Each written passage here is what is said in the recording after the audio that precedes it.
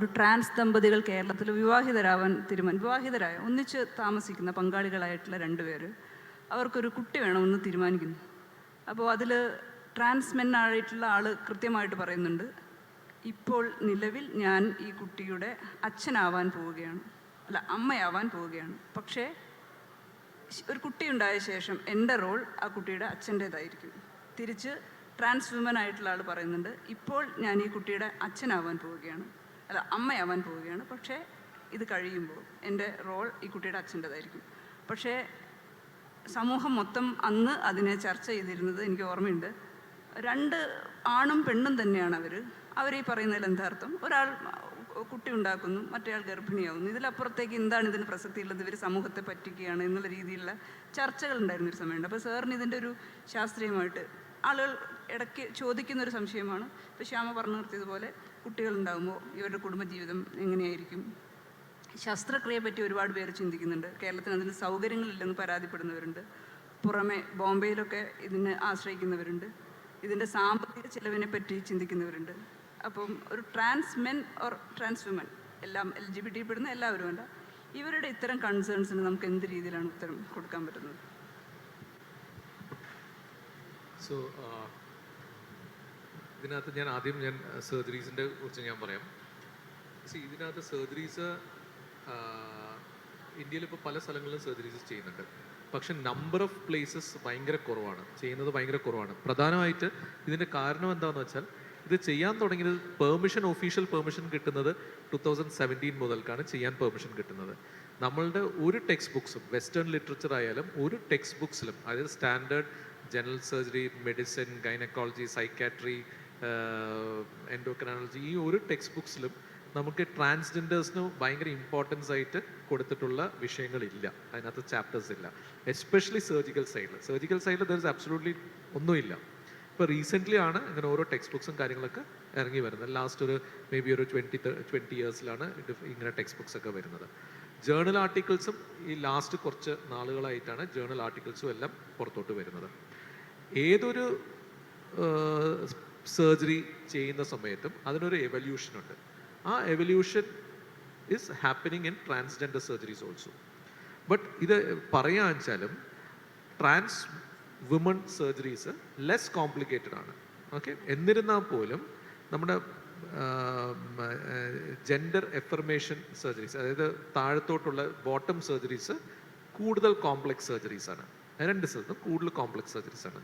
ഇതിനകത്ത് around 20 to 30% എന്തെങ്കിലും complications വരാൻ സാധ്യതയുണ്ട്. റൈറ്റ്.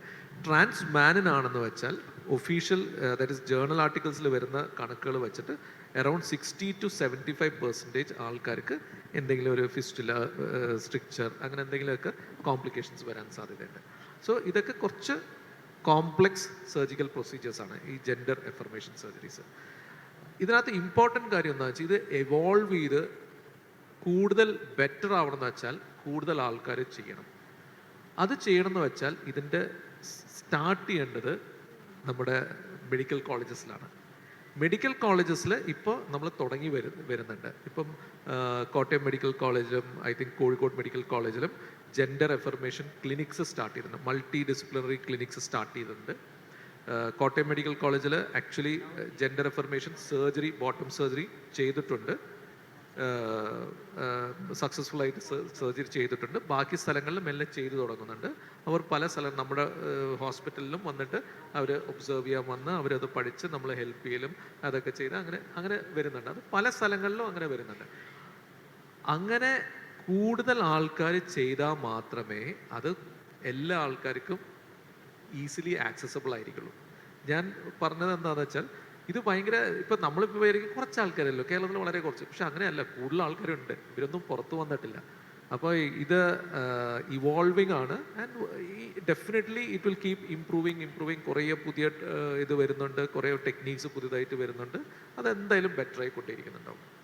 റിഗാർഡിങ് നേരത്തെ പറഞ്ഞത്, അത് ആദ്യം പറഞ്ഞ ആ ഒരു ട്രാൻസ് കപ്പിൾ, ട്രാൻസ് കപ്പിളിൽ നമ്മളെപ്പോഴും കപ്പിൾ എന്നല്ല, ഒരു ട്രാൻസ് പേഴ്സൺ വരുന്നുണ്ട്, അവർ ബോട്ടം സർജറി ചെയ്യണം, ജെൻഡർ എഫർമേഷൻ സർജറി ചെയ്യണമെന്ന് വരുന്ന സമയത്ത് നമ്മൾ ആദ്യം തന്നെ അവരുടെ അടുത്ത് പറയുന്നത്, ഇങ്ങനെ അവരുടെ ഉണ്ട്. ഫെർട്ടിലിറ്റി പ്രിസർവേഷൻ പ്രൊസീജിയേഴ്സ് ഉണ്ട്, നിങ്ങൾക്ക് അത് ചെയ്യാൻ താല്പര്യമുണ്ടോ ഇല്ലേ എന്നാണ്. അപ്പോൾ ഫെർട്ടിലിറ്റി പ്രിസർവേഷൻ എന്ന് പറഞ്ഞാൽ ഇപ്പോൾ ഒരു ട്രാൻസ് വുമൺ ആണെന്ന് വെച്ചാൽ അവർക്ക് സ്പേംസ് ഉണ്ടായിരിക്കും. അപ്പോൾ സ്പേംസ് നമ്മൾ സ്റ്റോർ ചെയ്ത് വയ്ക്കാം.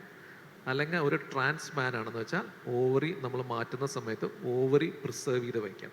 At any point of time അവർക്ക് കുട്ടികൾ വേണമെന്ന് വെച്ചാൽ അവർക്കത് ചെയ്യാൻ പറ്റും. അവരുടെ തന്നെ രക്തത്തിൽ പിറന്ന കുട്ടീനെ അവർക്ക് ഉണ്ടാക്കാം. ചിലപ്പോൾ അവർ ട്രാൻസ് വുമണ് പ്രസവിക്കാൻ പറ്റില്ല, കാര്യം എന്താ വെച്ചാൽ അവൾക്ക് ഗർഭപാത്രമില്ല. പക്ഷേ അവരുടെ തന്നെ കുട്ടി അവർക്ക് ഉണ്ടാവാം. അവരുടെ സ്പേംസ് ഉപയോഗിച്ചിട്ട് അവരുടെ കുട്ടി ഉണ്ടാവും. മേ ബി സൊറഗേറ്റ് ആയിരിക്കാം, മേ ബി അവർ സിസ് പേഴ്സണെയാണ് കല്യാണം കഴിക്കുന്നത്. So all those possibilities are there. പിന്നെ ഒരു ട്രാൻസ് മാനും ഒരു ട്രാൻസ് കപ്പിളിന് ഒരു കുട്ടി ഉണ്ടായി എന്ന് വെച്ചാൽ it is a very happy thing to happen. എന്ന് വെച്ചാൽ ഇറ്റ് ഇസ് ലൈക്ക് ഇപ്പം ഒരു സിസ് കപ്പിൾ ഉണ്ടായി അവർക്കൊരു കുട്ടി ഉണ്ടായിരുന്നു വെച്ചാൽ എല്ലാവർക്കും സന്തോഷമാണ്. അപ്പോൾ അതുമാതിരി തന്നെ സന്തോഷമാണ്. അത് ഫസ്റ്റ് ടൈം വരുന്ന സമയത്ത് അതൊരു വലിയൊരു വിഷയമാണ്. ഓക്കെ, അതും നല്ല പബ്ലിസിറ്റി കൊടുക്കുന്ന സമയത്ത് ഇന്ത്യയിൽ I think its maximum publicity കിട്ടിയ ഒരു ഇവൻ്റ് ആയിരുന്നു അത്. അപ്പോൾ കുറേ ആൾക്കാർ അവരവരുടെ അഭിപ്രായങ്ങളും കാര്യങ്ങളും പറയുന്നുണ്ട്. അത് നമ്മൾ അത്രയും മാത്രമേ അതിന് ഇമ്പോർട്ടൻസ് കൊടുത്താൽ മതി. അവർ പേഴ്സണലി എനിക്ക് അവരെ അറിയാം. They seems to be a very happy couple with a child. അവർ ചൈൽഡിനെ റെയർ ചെയ്യുന്നുണ്ട്. What happens later, that is a different topic that we cannot tell now.